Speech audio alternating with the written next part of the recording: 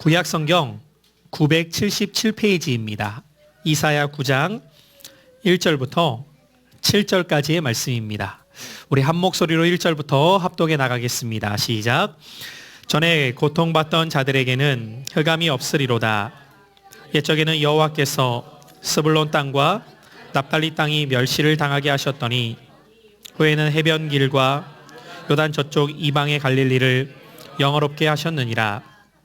흑암에 행하던 백성이 큰 빛을 보고 사망의 그들지 땅에 거주하던 자에게 빛이 비치도다. 주께서 이 나라를 창성하게 하시며 그 즐거움을 더하게 하셨으므로 추수하는 즐거움과 탈취물을 나눌 때의 즐거움 같이 그들이 주 앞에서 즐거워하오니 이는 그들이 무겁게 맨 멍에와 그들의 어깨의 채찍과 그 압제자의 막대기를 주께서 꺾으시되 미디안의 날과 같이 하셨음이니이다. 어지러이 싸우는 군인들의 신과 피 묻은 겉옷이 불에 섭같이 살라지리니 이는 한 아기가 우리에게 낳고 한 아들을 우리에게 주신 바 되었는데 그의 어깨에는 정사를 메었고 그의 이름은 기묘자라 모사라 전능하신 하나님이라 영존하시는 아버지라 평강의 왕이라 할 것임이라. 그 정사와 평강의 더함이 무궁하며 또 다윗의 왕자와 그의 나라에 군림하여 그 나라를 굳게 세우고 지금 이후로 영원히 정의와 공의로 그것을 보존하실 것이라. 만군의 여호와의 열심히 이를 이루시리라. 아멘. 저는 오늘 이 2019년 성탄절 아침 여러분들과 함께 빛이 비치도다 라는 말씀의 제목으로 하나님의 말씀을 선포하고자 합니다. 제가 일전에 이런 재미난 글을 보았어요.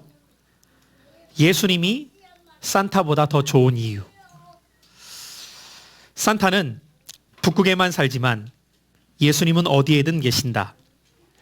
산타는 썰매를 타지만 예수님은 물 위를 걸으실 수 있다. 산타는 오직 1년에 한 번만 오지만 예수님은 언제든지 도와주신다. 산타는 우리 양말을 채워주지만 예수님은 우리의 모든 필요를 채워주신다. 산타는 울면 안 되라고 말하지만 예수님은 모든 염려를 내게 맡기라. 내가 너희를 쉬게 하리라 라고 말씀하신다. 하나의 재미난 글 같지만 우리에게 참 많은 것을 생각하게 만드는 글이기도 합니다. 왜냐하면 올해 성탄을 보내는 우리들에게는 전년에 비해서 더욱 위로와 소망이 필요한 한 해였기 때문입니다. 아마 올해 성탄절은 유난히도 성탄의 분위기를 더 느끼기 힘들지 않아 싶습니다. 제가 어제도 24일을 맞아서 몇몇 목사님들을 좀 만나 뵙기 위해서 늦은 오후에 운전을 하고 이곳저곳을 다니는데요. 벌써부터 몇 해 전부터 교회마다 성탄의 장식이 많이 축소되었던 것은 느끼고 있었지만 그래도 대형 마트들은 작년까지만 해도 제법 성탄절 분위기를 트리로 이렇게 냈던 것 같은데 올해는 유독 이 대형 마트들도 지나가면서 보니까 성탄 장식이나 분위기가 예년과는 또 다른 분위기를 연출하고 있듯 성탄절의 느낌이 잘 나지 않더라고요. 그만큼 아마 사회적으로도 올 한 해가 힘겹고 위축되는 분위기가 아니었나 싶은 생각을 갖게 됩니다. 그래서 너도 나도 성탄절 같지 않아 라는 이야기들을 하곤 합니다.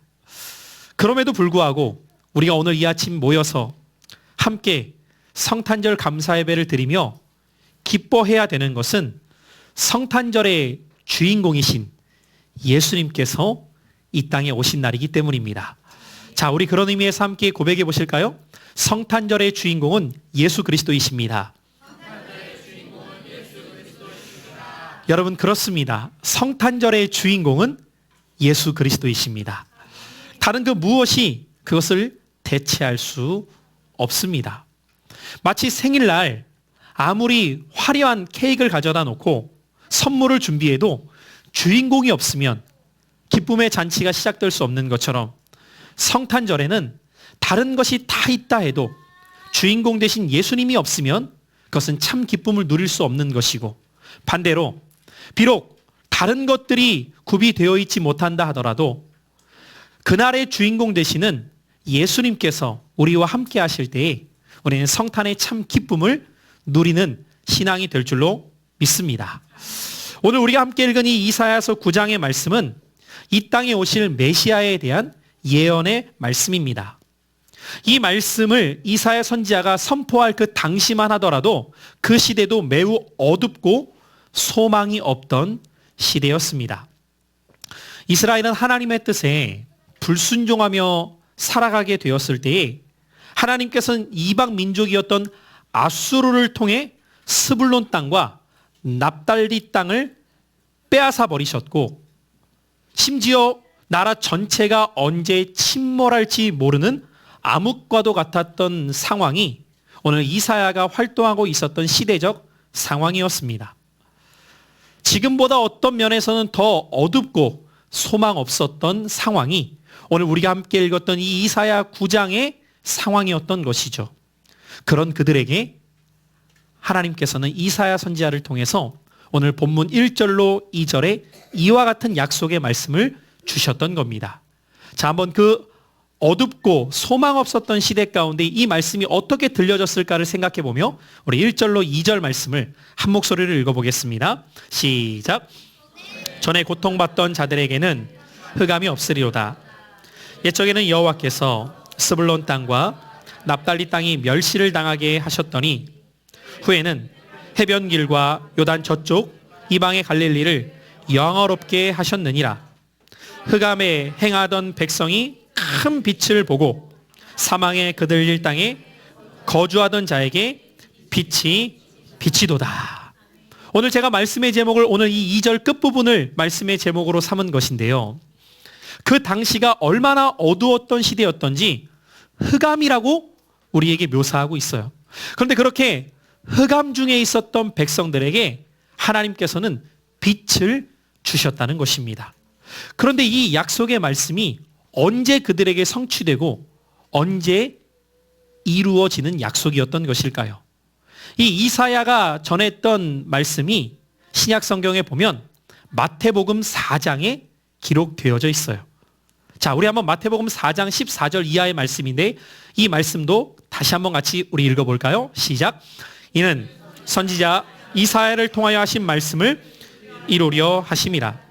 일러스되 스불론 땅과 납달리 땅과 요단강 저편 해변길과 이방의 갈릴리여, 흑암에 앉은 백성이 큰 빛을 보았고 사망의 땅과 그늘에 앉은 자들에게 빛이 빛이었도다 하였느니라. 아멘.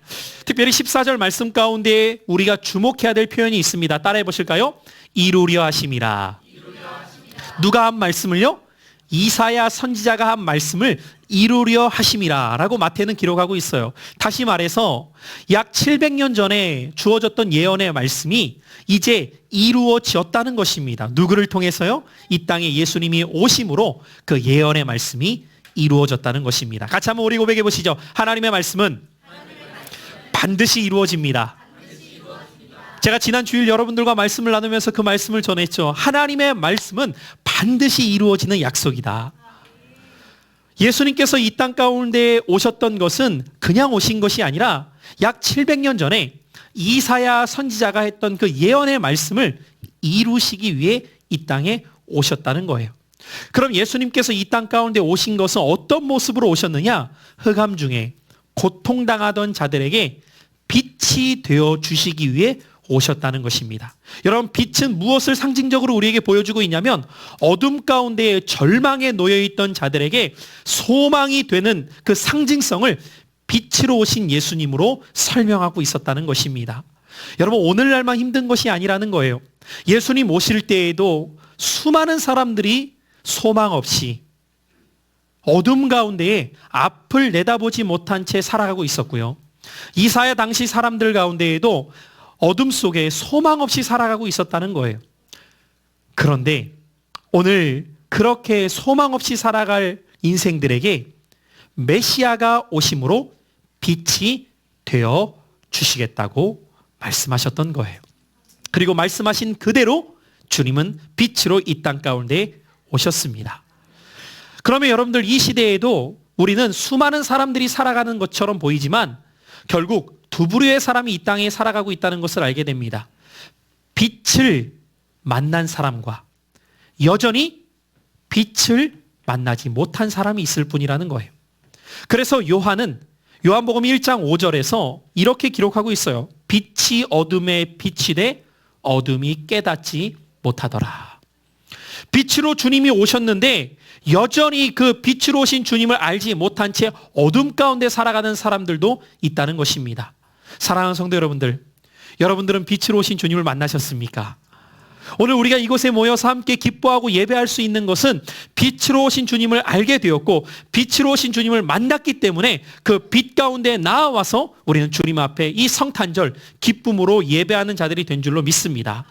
그런데 여러분들, 그 빛으로 오신 주님이 이 땅 가운데 오신 것도 중요하지만 더 중요한 것은 내 삶에 그 빛을 모시고 살아가느냐라는 거예요. 여러분, 저희 집에도 방이 있어요. 네, 방이 있지만 창문이 있는 방이 있고요, 창문이 없는 방이 있어요. 똑같은 방인데 창문이 있는 방은 아침이 되면 빛이 들어와요. 그런데 창문이 없는 방은 빛이 들어올 수 없기 때문에 불을 켜지 않으면 여전히 깜깜합니다.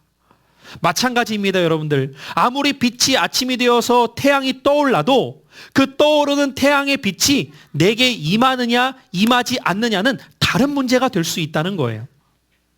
오늘 여러분들의 삶 가운데에서 이 땅에 예수님이 빛으로 오신 것과 그 빛으로 오신 주님이 내 인생 가운데 임하신 것과는 다를 수 있다는 것이죠. 저는 오늘 예배를 드리는 여러분 모두가 다 단 한 분도 빠짐없이 빛으로 오신 주님이 내 인생에 임하신 주님이 될 수 있기를 축복합니다. 그렇지 않으면 성탄절이 되어도 여전히 나와는 상관없는 날이기 때문이에요. 기뻐할 수 없는 것이죠. 성탄절이 되어도 여전히 힘겨운 삶은 지속될 수밖에 없는 것이죠. 그래서 빛으로 오신 주님을 모시는 자와 그렇지 않은 자의 삶은 결코 같을 수가 없는 것입니다. 자, 그렇다면 오늘 이 아침 우리는 빛 되신 주님을 모시고 살아가는 자의 삶은 어떤 축복을 누릴 수 있는가를 본문의 말씀을 중심으로 세 가지를 기억하고자 합니다. 오늘 이 세 가지의 말씀을 나눌 때 과연 나는 빛으로 오신 주님을 모셨다고 한다면 정말 이 세 가지가 내 안에 있는가를 확인해 보시고 그것을 누리며 살아갈 수 있게 되시기를 바랍니다. 첫 번째로 빛 되신 주님이 그의 삶 가운데 임하게 될 때에 나타나는 특징은 무엇이냐면 기쁨이에요. 자, 우리 한번 본문 3절의 말씀을 한 목소리로 읽어보도록 하겠습니다. 3절입니다. 시작. 주께서 이 나라를 창성하게 하시며 그 즐거움을 더하게 하셨으므로 추수하는 즐거움과 탈취물을 나눌 때의 즐거움 같이 그들이 주 앞에서 즐거워하오니. 여러분, 오늘 우리가 이 3절의 말씀을 보면은요, 기쁨이라는 표현이 자그마치 4번이나 반복해서 기록되고 있음을 알게 됩니다. 서두에 말씀드렸던 것처럼 이 말씀을 전할 때 그 당시 사람들의 상황도 기뻐할 만한 상황이 아니었어요. 나라적으로 어수선하였고 언제 나라가 무너질지 모르는 위기의 상황에 놓여 있었습니다. 그런데도 불구하고 경제는 갈수록 어려워지며 사람들의 마음은 더 흉흉하며 어수선한 이 상황 속에서 아무도 기뻐할 수 없을 것 같은데 오늘 3절의 말씀은 기뻐한다는 표현을 계속해서 우리에게 들려주고 있다는 것입니다. 이들이 처한 현실은 전혀 즐거워할 수 없는 상황이었음에도 불구하고 하나님께서는 이들에게 기쁨의 약속을 주고 계시더라는 것입니다. 여러분, 우리는 이 말씀을 통해서 예수님을 모시고 살아가는 자의 삶은 환경을 통해 누리는 기쁨이 아니라는 것을 알게 되는 것이죠. 믿음이 무엇일까요? 믿음이라는 것은 눈에 보이는 현실을 따라가는 것이 아니라 하나님의 약속을 붙드는 거예요. 2019년 여전히 여러분들의 삶에 어려움이 있다 하더라도 환경을 바라보면서 낙심하는 것이 아니라 약속을 붙드는 신앙이 될 수 있기를 축복합니다. 성경 말씀이 우리에게 주시는 것은 약속이에요. 그리고 그 약속을 따라가는 자가 어떤 결과를 누리게 되는가를 보여주고 있어요. 그 대표적인 사람이 아브라함이죠. 아브라함이 하나님의 약속을 붙들고 떠나게 되었을 때 아브라함과 함께 했던 조카가 롯이라고 하는 조카가 있었죠. 두 사람이 함께 거닐다가 하나님의 복을 누리게 되었을 때에 이제 그 두 사람이 나누어지게 됩니다. 아브라함이 롯에게 말하죠. 내가 먼저 택해라. 그때 롯이 눈을 들어서 볼 때 저 요단 동편 소알 땅까지 물이 넉넉한 곳을 바라보게 되면서 그 땅으로 가게 됩니다. 근데 롯이 떠나간 다음에 하나님께서 아브라함에게 나타나서 이렇게 말씀하세요. 눈을 들어 동서남북을 바라보라. 내가 보는 그 땅을 내가 너에게 줄 것이다. 여러분, 어디까지나 이것은 약속이었어요. 그런데 놀라운 것은요, 아브라함이 그 하나님의 약속을 믿음으로 붙잡게 되었을 때 하나님께서는 믿음으로 약속을 붙잡는 아브라함의 인생의 길을 인도해 주심으로 그 약속을 누리게 하십니다. 저는 여러분들, 비록 우리가 2019년 힘든 한 해를 살아왔고 여전히 힘든 상황에 놓여 있는 성도님들도 많이 계시지만 여러분들이 하나님의 약속을 붙들고 살아가고자 결단하고 믿음의 발걸음을 내딛게 될 때 2020년의 여러분들의 삶 속에 약속이 성취되는 한 해가 될 수 있기를 축복합니다. 아무리 좋은 약속이 내게 주어져도 내가 믿고 따르지 못하면 그 약속은 나와 상관없기 때문이에요. 그러므로 사랑하는 성도 여러분들, 저는 여러분들이 성탄 이후에 또 다가오는 2020년을 바라볼 때 눈앞에 보이는 현실만 보지 말고 약속을 붙들고 살아갈 수 있기를 축복합니다. 다윗은 자신에게 그 하나님의 약속을 붙들고 살아가게 될 때 임한 기쁨에 대해서 시편 16편 8절 이하를 통해 이렇게 믿음으로 고백하고 있어요. 자, 우리 한번 16편 8절 이하의 말씀을 한 목소리로 읽어볼까요? 시작. 내가 여호와를 항상 내 앞에 모심이여 그가 나의 오른쪽에 계심으로 내가 흔들리지 아니하리로다. 이러므로 나의 마음이 기쁘고 나의 영도 즐거워하며 내 육체도 안전히 살리니 이는 주께서 내 영혼을 스올에 버리지 아니하시며 주의 거룩한 자를 멸망시키지 않으실 것임이니이다. 주께서 생명의 길을 내게 보이시리니 주의 앞에는 충만한 기쁨이 있고 주의 오른쪽에는 영원한 즐거움이 있나이다. 할렐루야. 여러분, 다윗이 지금 기뻐하는 이유는 무엇 때문이에요? 환경 때문이 아니라는 거예요. 다윗이 기뻐하는 이유는 8절 말씀에 보면 한 가지 이유 때문입니다. 주님께서 나와 함께 하시기 때문입니다. 그러니까 여러분들, 성탄절에 우리가 왜 기뻐할 수 있어요? 돈 생겨서요? 취업해서요? 좋은 집으로 이사해서요? 아니요. 우리가 이 성탄에 기뻐할 수 있는 이유는 한 가지입니다. 임마누엘. 주님이 나와 함께 하시기 위해 이 땅에 오셨기 때문에 기뻐하는 거예요. 자, 그런 의미에서 우리 다시 한번 옆에 있는 분들과 축복합시다. 하나님이 우리와 함께 하십니다. 누가 나와 함께 해요? 하나님이 우리와 함께 하시는 거예요. 여러분, 제가 즐겨보는 프로 중에 하나가 골목식당이라는 프로예요. 시간이 없어서 제가 다는 못 보고 유튜브를 통해서 이렇게 짤방 뭐 10분짜리 이런 걸 보는데, 얼마 전에 여러분들 혹시 백종원의 골목식당을 보시는 분들은 아시겠지만 돈가스 집이 요즘에 화제가 되었어요. 이 이야기를 고개를 끄덕이시며 웃으시는 분들은 보신 거예요. 돈가스 집이 있는데요, 포방터라고 하는 그 골목길에서 하고 있는데 그 돈가스 집이 최근에 제주도로 옮기게 되었어요. 근데 제가 그 프로를 잠깐 보는데 매일같이 성실하게 열심히 하는데 사람들은 봤을 때 어마어마한 돈을 벌 줄 알았는데 현실은 그렇지 않은 거예요. 좋은 재료를 쓰면서 가격을 높이지 않다 보니까 여전히 힘든 거예요. 그런데 백종원이 찾아왔는데 그 고충을 이야기하다가 마지막에 그 장면 중에 하나가 뭐였냐면, 지금 사는 집하고 이 매장을 정리해봐야 3천만 원밖에 없다는 거예요. 그래서 이제 시골로 내려가야 되나 고민하고 있는데, 여러분 3천만 원 갖다 어디로 뭘 할 수 있겠어요? 장사한다는 게 쉽지 않잖아요. 근데 마지막에 백종원이 3천만 원이라는 이야기를 딱 듣더니 이렇게 말하더라고요. 걱정하지 말라고. 내가 있다 이거예요. 웬만한 사람이면 3천만 원으로 안 되지만 내가 도와주면 된다 이거예요. 야, 여러분들, 사람이 능력 있는 사람이 도와줘도 안 될 일이 돼요. 사람이 능력 있어도 도와줘도 그 정도인데 하나님이 우리와 함께 하신대요. 근데 표정들이 다들 왜 그래요? 하나님이 나와 함께 하신다고 할 때 여러분들 그게 정말 나에게 믿어지면 표정이 다르다니까요. 내 현실이 부족해도 내가 하려고 하면 힘들어요, 여러분들. 왜? 없거든요. 부족하거든요. 힘들거든요. 해결이 안 될 것 같거든요. 그런데 하나님이 나와 함께 하신대요. 오늘 다윗이 뭐라고 고백합니까? 내가 주님을 모시고 살아감으로 마음도 기쁘고 영도 즐거울 뿐 아니라 육체도 안전합니다.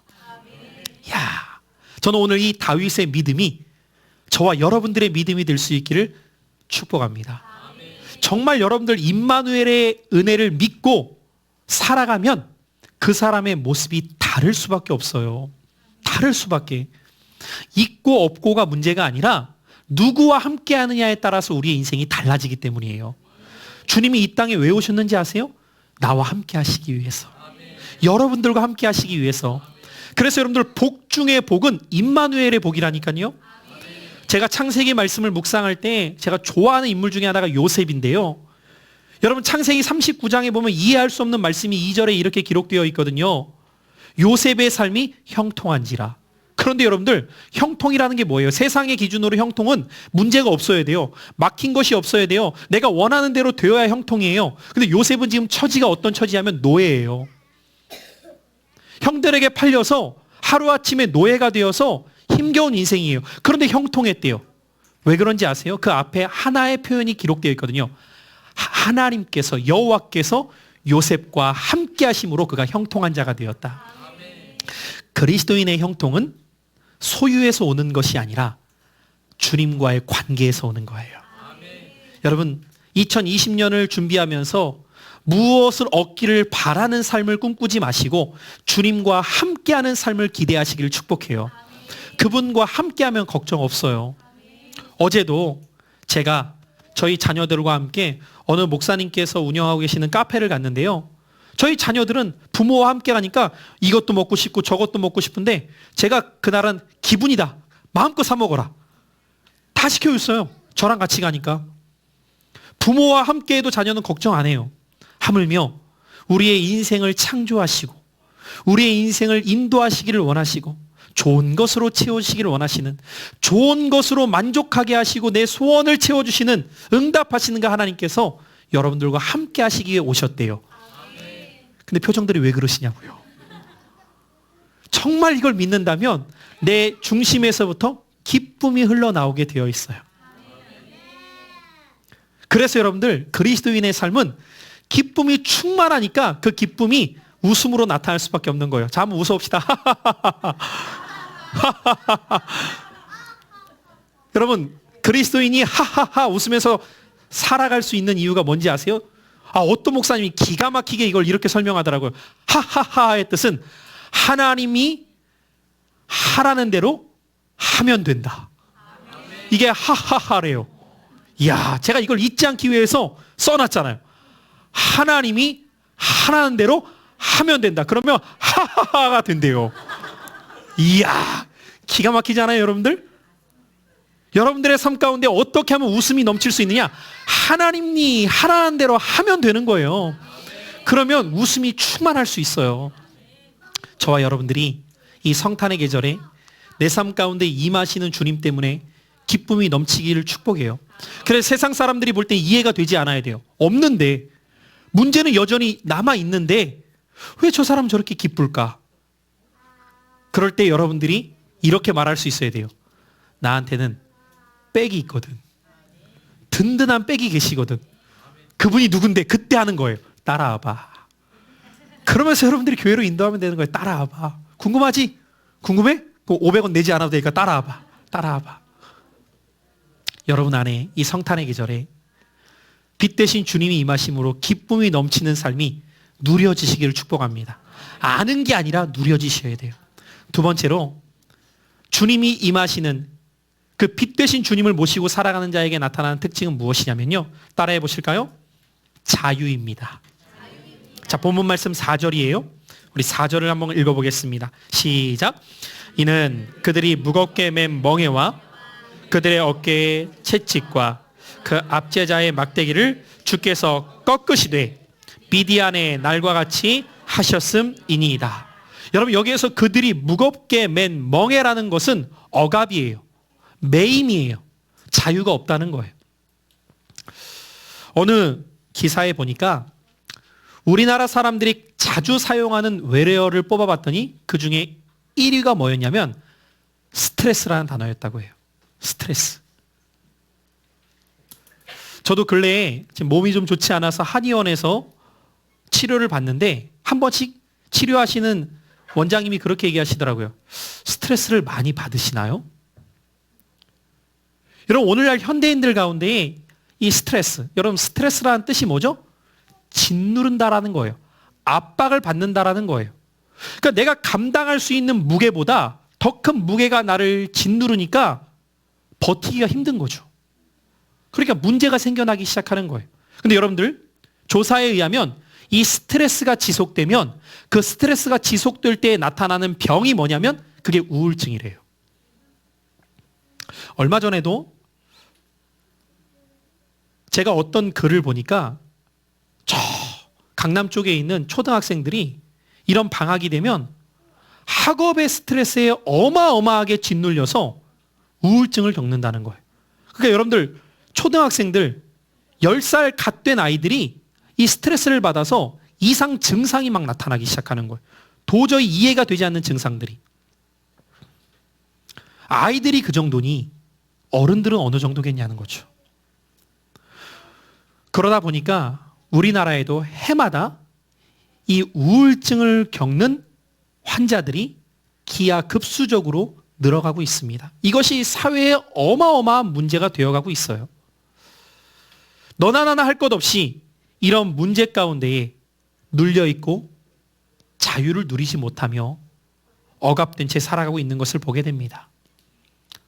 그런데 오늘 우리가 읽은 말씀에 보니까 예수님께서 이 땅에 오신 이유는 매여 있었던 모든 인생들에게 참된 자유를 주시기 위해서 오셨다는 것입니다.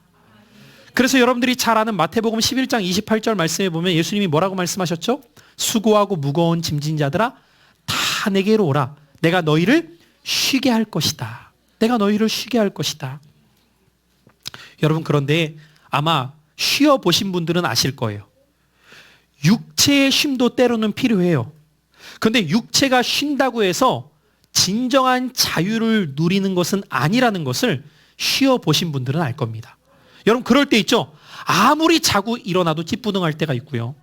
아무리 쉬어도 뭔지 모르게 힘들 때가 있어요. 왜 그럴까요? 우리의 마음의 자유를 얻지 못하기 때문이죠. 사람은 육체적인 자유만이, 육체적인 쉼만이 필요한 것이 아니라 우리의 마음에 참된 자유와 쉼이 임하지 않으면 우리의 삶에 참된 자유를 누릴 수 없게 지어져 있기 때문입니다. 그래서 예수님께서는 시편 55편 22절 말씀 가운데 우리에게 이렇게 말씀하셨어요. 자, 우리 한번 이 말씀을 같이 읽어볼까요? 시작. 내 짐을 여호와께 맡기라. 그가 너를 붙드시고 의인의 요동함을 영원히 허락하지 아니하시리로다. 주님이 말씀하십니다. 짐을 맡기래요. 혼자 그 짐을 짊어지고 무겁게 살아가려고 하지 말고 그 짐을 벗어서 주님께 맡기래요. 주님이 그래서 오셨대요. 수고하고 무거운 짐을 지고 살아가는 우리의 인생 가운데 그 짐을 대신 짊어져 주시기 위해서 이 땅 가운데 오셨대요. 그런데 여러분들, 우리의 삶 가운데에서 이 인생의 짐, 무거운 짐의 근원의 요소를 우리는 알아야 됩니다. 왜 우리는 이렇게 인생을 살아가면서 무거운 짐을 지고 살아가게 될까요? 그 짐의 근원이 무엇일까요? 성경은 그 짐의 근원을 죄라고 말해요. 이 죄의 짐이 우리의 삶을 짓누르며 내가 감당할 수 없는 무게 가운데에서 이 짐을 짊어지고 살아가다 보니까 갈수록 인생이 힘겨운 거예요. 본래 우리의 삶은 그런 인생이 아니었어요. 그런데 죄가 세상에 들어옴으로 말미암아 우리가 이 죄의 짐을 짊어지고 살아가게 되니까 모든 인생 가운데에 억눌린 삶을 살아갈 수밖에 없게 되었다고 성경은 말합니다. 그래서 여러분들, 특별히 찬송가 369장에 보면은 죄짐 맡은 우리 구주라는 이 찬양 가운데에 이런 가사가 우리들에게 기록되어져 있어요. 죄짐 맡은 우리 구주 어찌 좋은 친군지 걱정 근심 무거운 짐 우리 주께 맡기세. 3절도 보면은요, 근심 걱정 무거운 짐 아니 진자 누군가 피난처는 우리 예수 주께 기도드리세.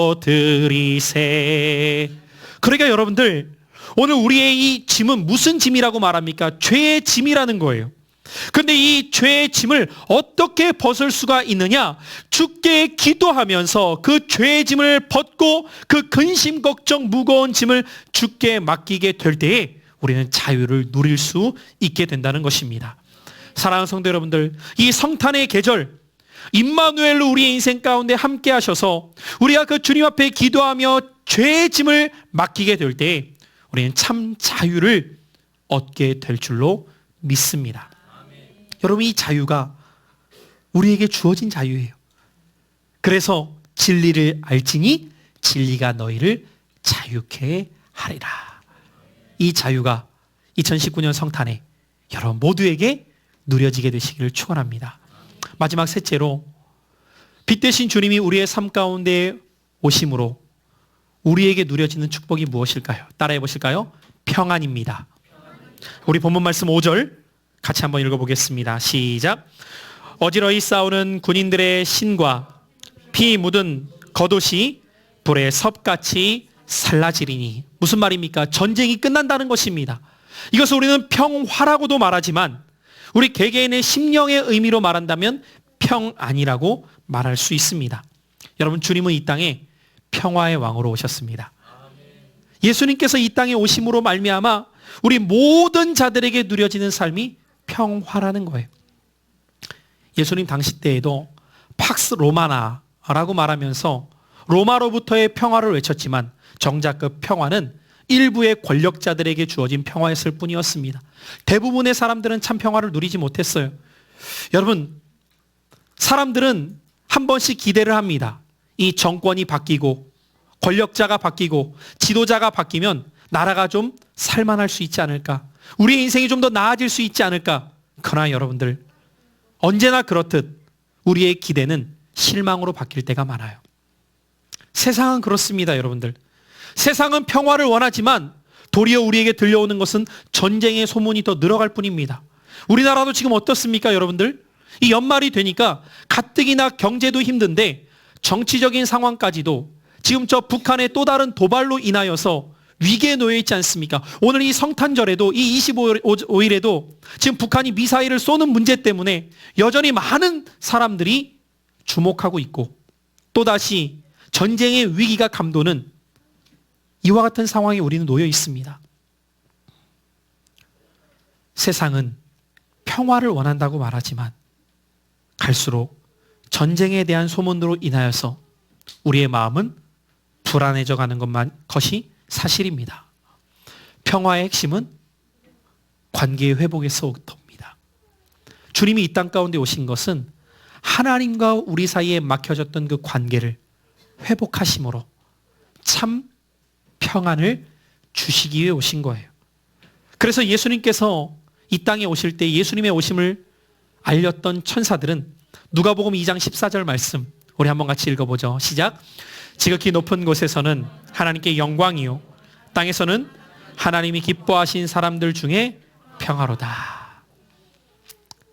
여러분, 이 땅에서 우리가 참 평화를 어떻게 누릴 수 있을까요?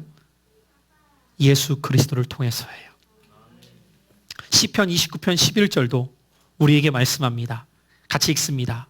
여호와께서 자기 백성에게 힘을 주심이요 여호와께서 자기 백성에게 평강의 복을 주시리로다. 여러분, 이 평화를 성경은 샬롬이라고 말합니다. 그런데 이 샬롬의 핵심은 관계의 회복이에요. 우리가 하나님과의 관계가 회복될 때 그 관계의 회복은 사람들과의 관계의 회복으로 열매 맺게 되어 있어요. 그래서 십자가는 위로는 하나님과의 관계의 회복을, 옆으로는 사람들과의 관계의 회복을 우리들에게 나타내주는 것입니다. 여러분, 이처럼 빛 되신 주님께서 이 땅 가운데 오셔서 우리 한 사람 한 사람 인생 가운데 임하시게 될 때 우리가 그 빛 되신 주님으로 인하여서 누리게 되는 복은 세 가지예요. 오늘 본문 말씀을 보면 첫 번째 무슨 복이었습니까? 기쁨이에요. 두 번째는요, 자유예요. 그리고 세 번째는요, 평안입니다. 여러분, 아직도 마음이 불안하시고 뭔가 근심과 걱정이 있는 분들이 있다면 오늘 빛 되신 주님이 여러분들 심령에 임하심으로 그분이 주시는 평안이 여러분들과 함께 하시기를 축복합니다. 말씀의 결론입니다. 2019년 우리는 성탄절을 주님 앞에 올려드리면서 하나님, 여전히 소망 없이 흑암 속에서 살아갈 수밖에 없었던 우리네 인생 가운데 주님 오심으로 빛이 되어주셔서 감사합니다. 내가 그 빛 되신 주님을 모시고 살아감으로 기쁨이 충만케 하시고 그 기쁨의 삶이 나의 인생 가운데에서 자유를 누리게 하사 그 자유가 평안함으로 나타나 내 주변에 여전히 그 빛 되신 주님을 모른 채 살아가는 자들에게 내가 빛의 통로가 되게 하여 주옵소서. 그런 인생을 사는 저와 여러분들의 삶이 될 수 있기를 예수님의 이름으로 축원합니다.